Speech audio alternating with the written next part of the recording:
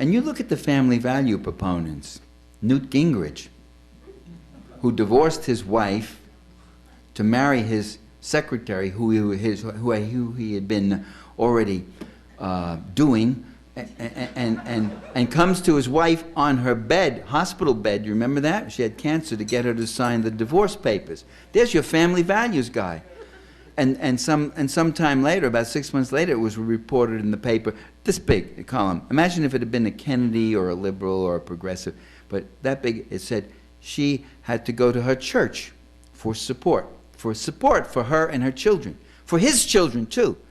So these are the family value guys. They're the biggest bunch of hypocrites there are.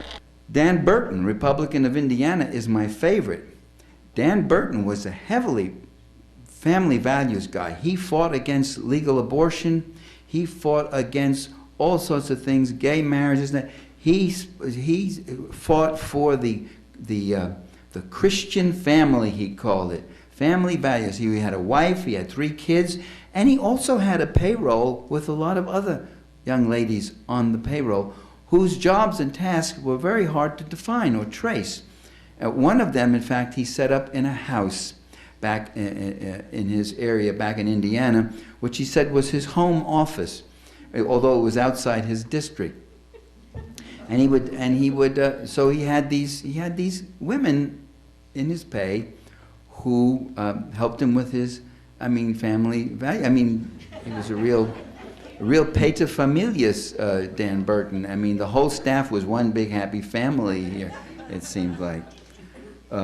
And about the time Burton's story, but he's still in Congress, by the way. He's still in Congress. The hypocrisy is exposed, but they're still there. There's a double standard there. If you're a conservative, you can get away with much more, usually. Then the story about that time came out that there were male prostitutes paying visits to congressmen on Capitol Hill. Male prostitutes, the different congressmen were indulging with male prostitutes. When I heard that story, I was shocked. I was disgusted and repelled. It really lowered my opinion of male prostitutes. Here's another great family values guy, John Fund. Anybody remember John Fund? Know him? He was a right-wing editorial writer for the Wall Street Journal. He was a longtime promoter of family values. He went around talking about it. He was arrested for beating up his fiancée, Morgan Pillsbury, from the Pillsbury family, money. That's why the story made it in the press. He had been pressuring her to get an abortion. Family value guy.